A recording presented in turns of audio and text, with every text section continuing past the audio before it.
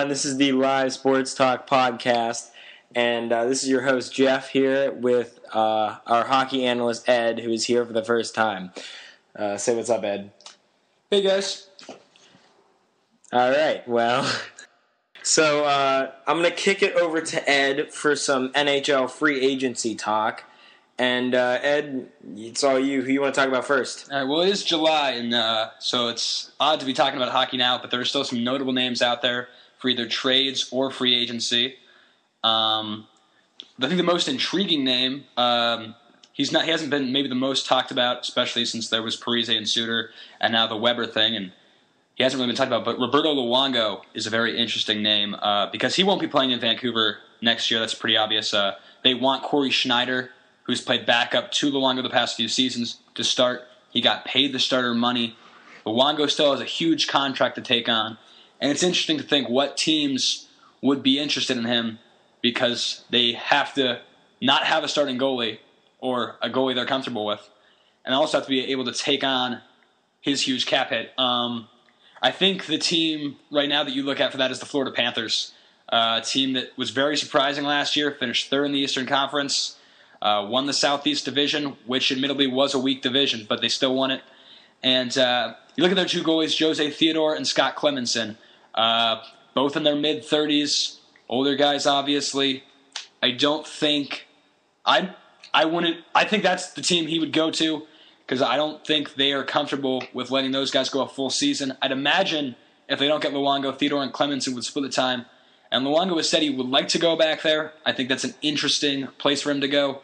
I think Florida is the best bet, especially since he's not playing in the Canadian Fish Bowl where he's scrutinized. He's playing in Florida where, let's be honest, the fans, they're few. There are a few fans. They'll take anything they can get. They'll take what they can get, and a big name like Luongo is good for that team. He'll help sell tickets. Now, another player, who's been talked about a lot recently is Shane Doan. He was the Phoenix's captain last year.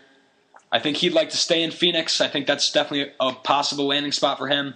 But then again, this guy wants to win a cup, and I think Phoenix is an odd team. I don't think it's a bad move for him to go back to Phoenix. I think Phoenix. Think about it. This was a team that was in the Western Conference Finals last year, and they lost to the eventual champions, the LA Kings.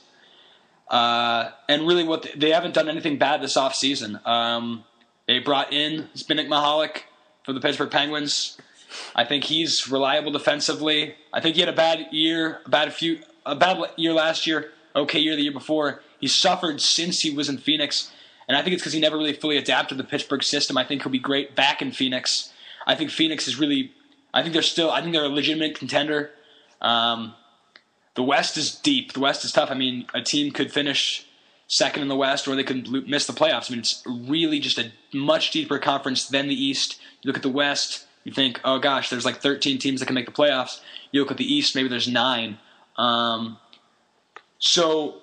Phoenix, they have a chance, but then again, it's risky there.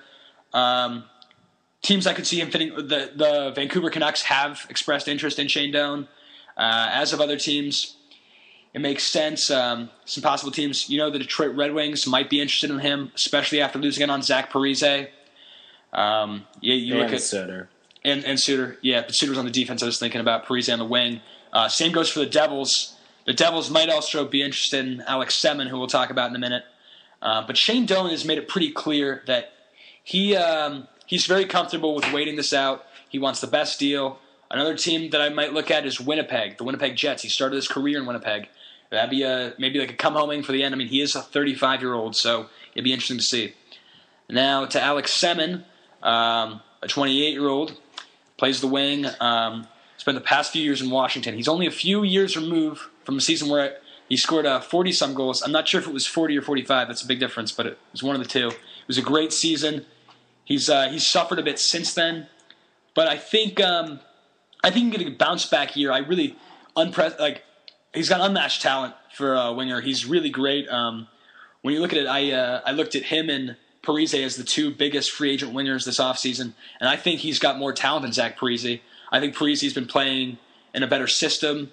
I think Parise's probably got more drive, but pure talent-wise, I think Semin was the free agent. And so it's odd that he's going to probably only get like a 1-year deal, not make the most money. But I think a team, if I was a GM and I had a good center to play with this guy, I'd be willing to offer him multiple years. Now, I'm not saying 5-6 years. I'm saying 2-3 years. I think he does make sense on a lot of teams. I think he might make sense back in Washington if they could get something going. He'll have a new head coach next year. I think Pittsburgh makes sense. Pittsburgh's an odd choice because he might play with Sidney Crosby, but then you want him to play with the fellow Russian Evgeny Malkin. But Evgeny Malkin obviously showed great chemistry with James Neal. But of course, I'm sure it's a problem the Penguins would love to have if they could lock up Semin.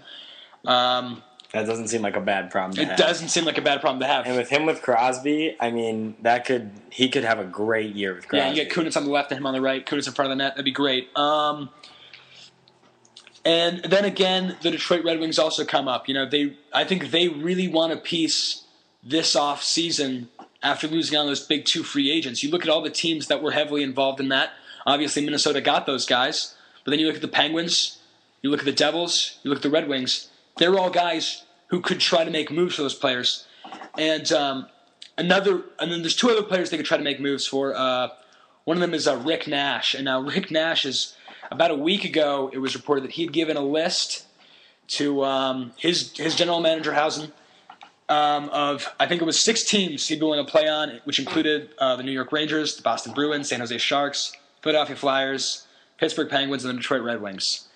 And so those are the 6 he'd be willing to go to. I'm sure all those teams would love to have Nash, a guy who I really think with a legitimate center is a pretty good bet to get 40 goals in a year. He's been the captain for a very lousy Columbus team over the past few years. But Columbus has made it pretty clear they want established players in exchange for Nash. Nash is not a free agent, remember. He's someone these people are trading for. And I don't think a team – I think the Penguins have great young talent in their system, especially on defense. I don't know how willing they would be to trade.